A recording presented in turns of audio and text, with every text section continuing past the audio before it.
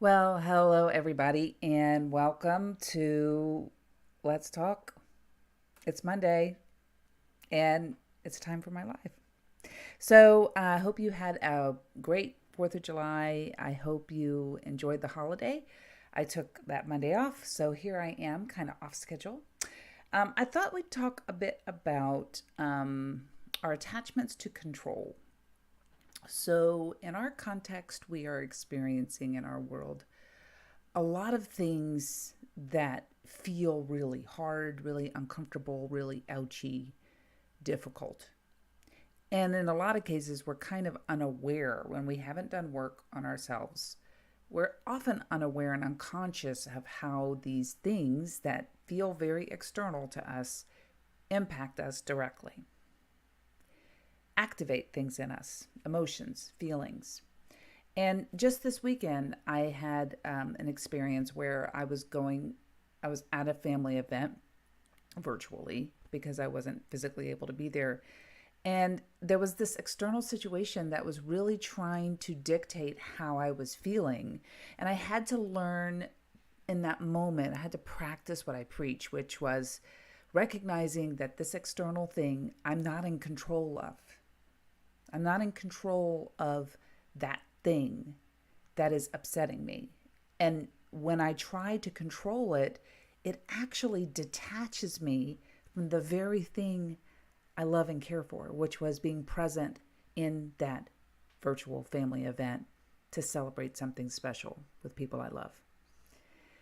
But I was attached, emotionally attached to this external thing that seemed to want to intrude upon my peace. I had to recognize it for what it was, and I had to intentionally detach. And that is really hard to do when you haven't practiced it. And I've had a lot of practice working on control. I've been in therapy for a long time. And I built some charts last year, and it has been very helpful to people I work with. And so I wanted to kind of reintroduce those because this weekend kind of reminded me of I need the reminder of control, understanding control, and understanding how control is an important thing. It is an important thing for me to understand my attachments to control and how they function. And at the same time, allow myself to recognize that when I do that, when I manage my attachments to control, what I can control and what I can't opens me up to something called influence and the gift of influence. So, control is not bad or good, it just is. And we're going to talk about it. But I thought it'd be a good topic to talk about today related to how we go at situations or situations that occur that are outside of our control, and how our attachments to those can truly steal our joy, steal the very thing that we have worked so hard in our personal journey, in our personal development to focus on, to activate our peace, to learn how to feel good, to learn how to move our bodies, to recognize when we're feeling anxiety or overwhelm, and have a plan in place to navigate that, right? But control can often come in, and when we have an unhealthy attachment to control, it steals our joy. It steals the very thing we have worked so hard for. And I want to be better. So maybe this will help you too. Okay, let's jump right in. So today I'm going to talk about understanding what you can control, what you can't control, and how influence is different.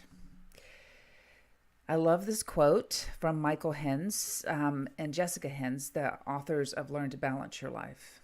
So the task is not to control the wind, but to direct the movements of the ship so that it stays on course. So this visual of a boat, as particularly a sailboat, really captured my visual imagination of, the wind is uncontrollable.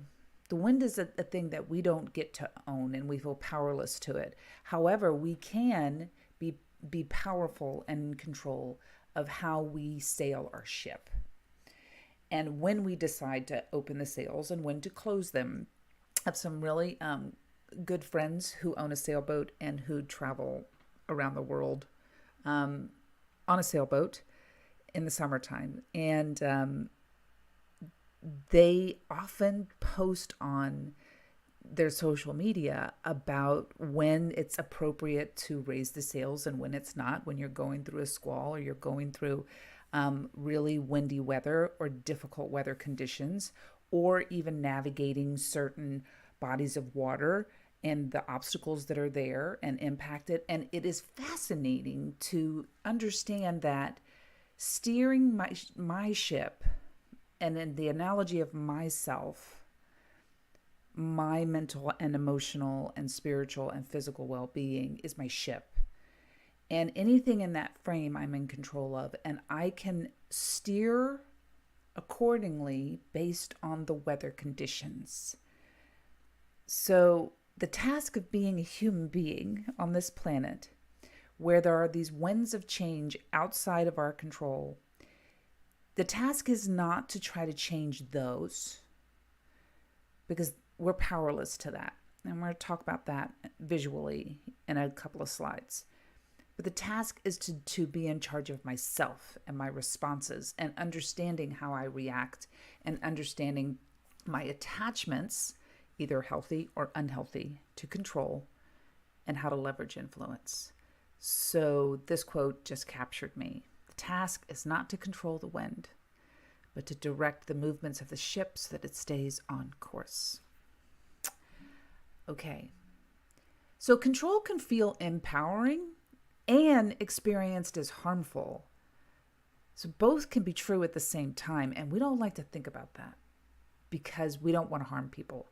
Most people, majority of us, do not intentionally want to harm people. However, control can be empowering and oftentimes intoxicating, and can show up in really intriguing ways, subtle ways. It's not always kind of this domineering kind of thing. As a recovering codependent, control is truly my kryptonite, in the sense of my attachment to it. So I have to be very careful because control actually dilutes my power as a recovering codependent, because my power is learning freedom and autonomy and learning how to be interdependent and not codependent. Yet that draw to that intoxicating control is always there for me, right? And it shows up in really subtle ways. But my control issues when I was really full on in codependent mode prior to my recovery, I was unconscious of it. I didn't realize it. I had learned a lot of this from my childhood. And so it was just kind of in me. I thought that was just how everyone was essentially being in everybody's business and trying to control other people's behavior, which often showed up as managing other people's addictions. It's most where people recognize codependency, but codependency shows up in a variety of diverse contexts, not just addiction. But I did not ever make the connection that I was intentionally harming people. Like I never went at it from, oh, I'm going to control this person and I know it's going to hurt and it's going to be good, because no, it was really, I thought I was being helpful. I thought I was being caring. I thought that was love. And I didn't know that was harmful until I recognized that and had to listen to what other people experienced from my desire and unhealthy attachment to control. So it can be empowering, it can be intoxicating, and it can be experienced as harmful. Both can be true at the same time. The opposite as well, right? Control can feel empowering and experienced as great, right? When it's about me. As soon as I bring in the other, that's when harm can be done. So recognize that as we consider this. Getting clear on our attachments to control. what we can and can't control. I want to emphasize getting clear. So the only way we get clear on something is when we allow space and time to consciously become aware of our stuff about control. How we like it, how we dislike it, how we want to leverage it, how we want to use it for our gain, for our means, and recognizing the illicit power of control. And we see control happening all the time, everywhere around us, right? And we don't like to be controlled, but we like to control. So getting clear, and I always say, as I learned from, I believe, Liz Gilbert, getting clear. Clear is kind, right? I am a kinder, better human when I am clear on all of my attachments to control. What I can and can't control, because control typically shows up in my most intimate relationships. Okay? So getting clear on our attachments to control, what we can and can't control, opens up awareness to the gift of influence. The gift of influence. So let's take a look. So I have this little chart, and it's really helpful to me visually. So discovering what you can and can't control. So over in the left circle, you've got things I can control. The right circle, things I can't control. And then the overlap is the things I can influence. So this you can take a screenshot of, because you can fill out this information. This is where I usually have clients actually they take a pen and paper and they fill out the things that they think they can control, and the things they can't control, and then the things they can influence. And often that information, as we go through these next steps, gets a little bit more clear, and then they do the exercise again, and it often kind of brings an awareness of, wow, I understand how I am attached to control in certain ways, right? This is going to become more clear as we get to the next chart. All right, so things I can control. So we're just going to talk through these. So let's start with the top. How you respond, react to your emotions. You can control that. You are 100% responsible for what you feel. And this is not really what society has taught us, I think, at least in Western culture, that we rely on other people to make us happy, make us feel better, make us feel good.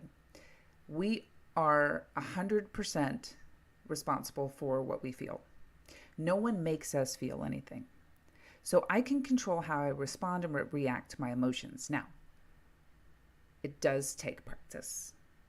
This is hard work. And you need help to navigate that. You need a therapist, a coach, someone to walk alongside you to help you understand the complexity of your emotional responses, why you react the way you do, what are some things that seem to activate those emotions.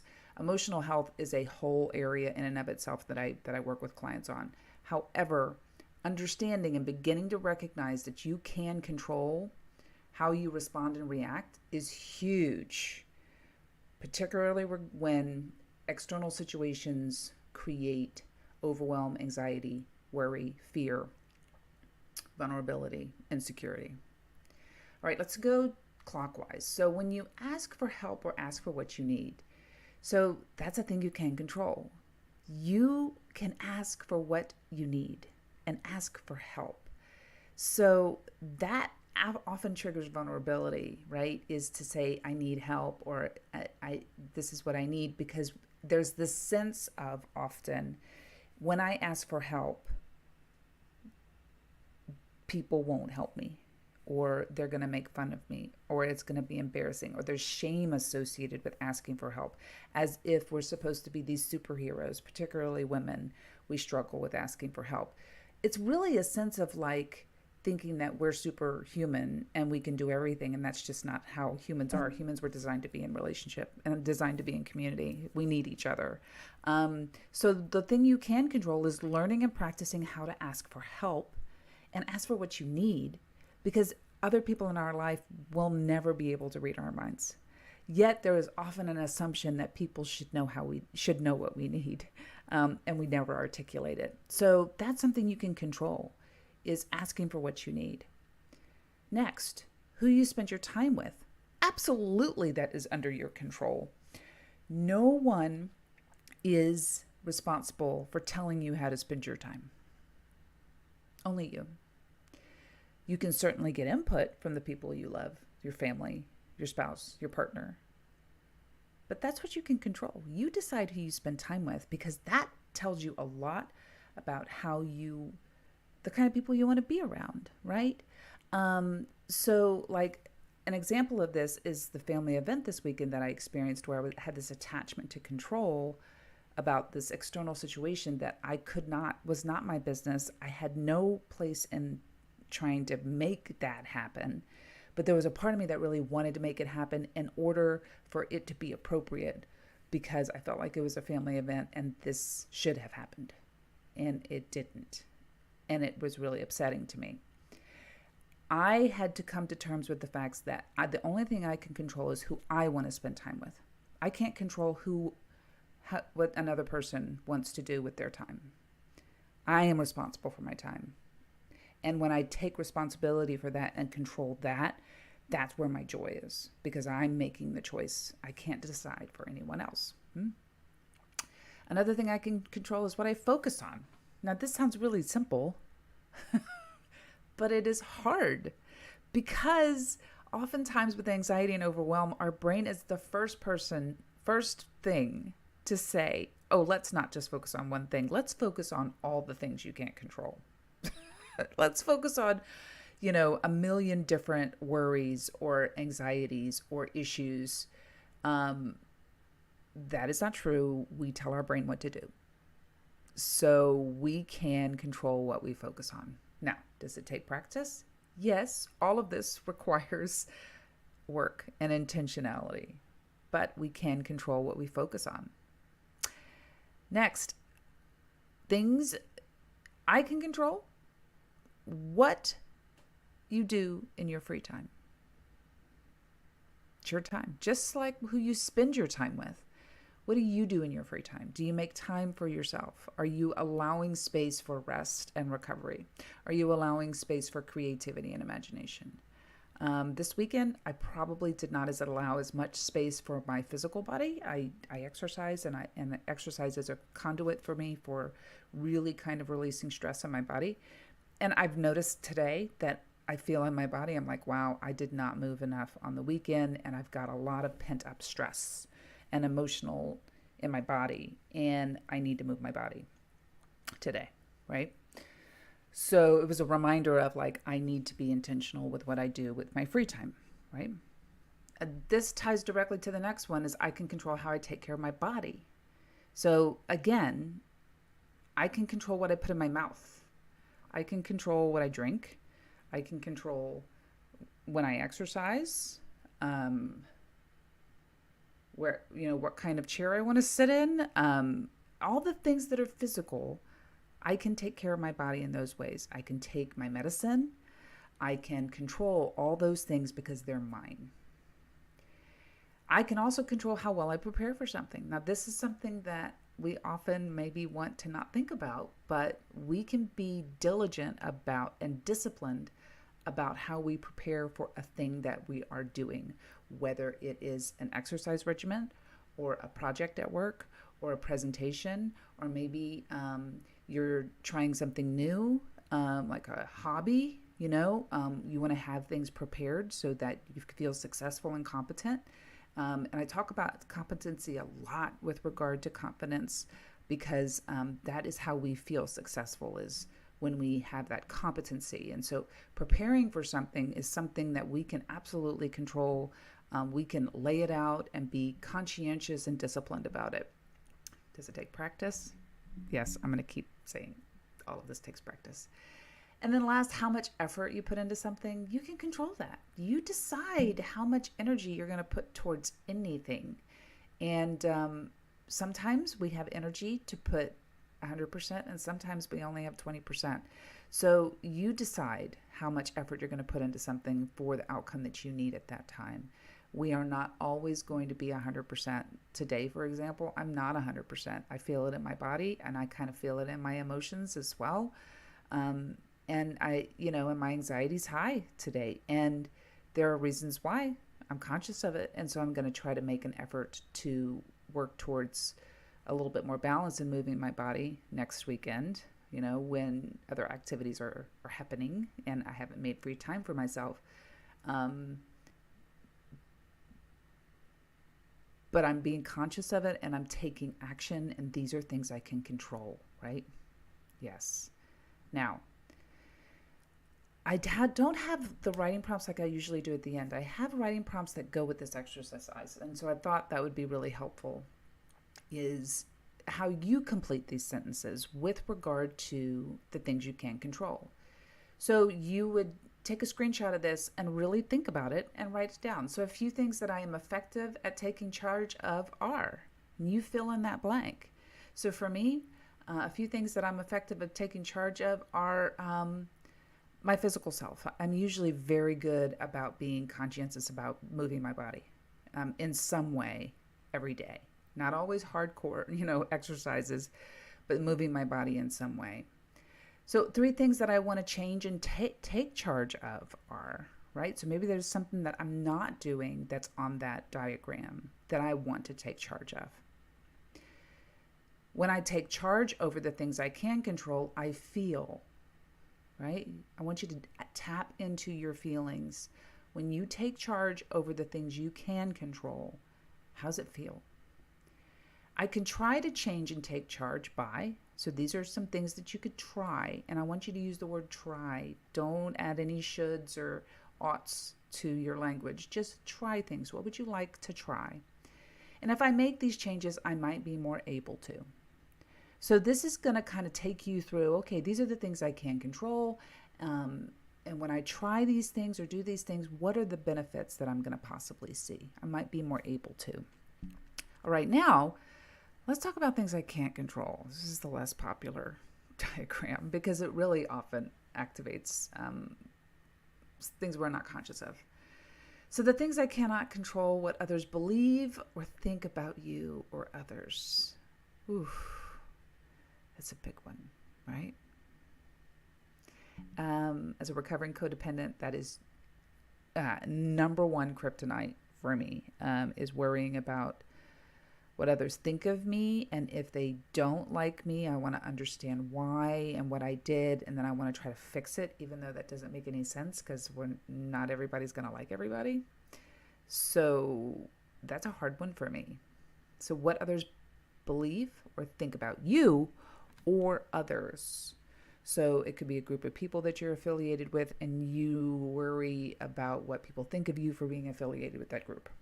It could be, society. I mean, it could be religion, it could be politics, whatever. But there's this thing that you cannot control. You cannot control what other people think and believe about you.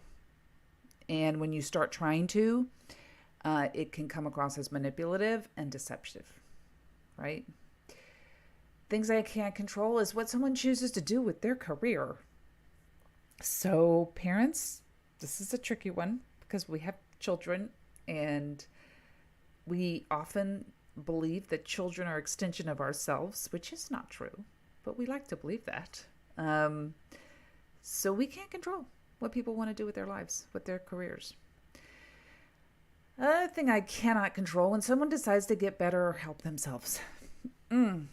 So I cannot control when someone chooses to help themselves. I cannot force that. I cannot make that happen. When I do, it is inappropriate. It is manipulative. It is bossy. And it's not allowing the person to come to their own decision. So addiction is the hallmark here, often, whether it's alcoholism or drug abuse. But it could also be an eating disorder. It could also be mental health challenges. You have to allow people to find their own way. and it's incredibly hard. Another thing I cannot control is how someone feels about a problem. So, you know, if there's a problem that I think there's a problem and I feel strongly about this problem, the other person may not feel like it's a problem. So this is a great example of this weekend is the external situation in the family event. That external did not think there was a problem. And that was it. So that is an unhealthy attachment for me to be all like consumed with a problem that the external situation does not see as a problem. So I'm trying to fix something that they're never going to see as a problem. Right. I also cannot control how someone treats others. I cannot control the behavior of other people. And when I do, it's harmful. It's just not appropriate. I also cannot control how someone takes care of themselves. This is also in alignment with how people help themselves, right? But how they take care of themselves, whether it is what they eat, if they exercise, if they're taking their medicine. I cannot control what they're doing.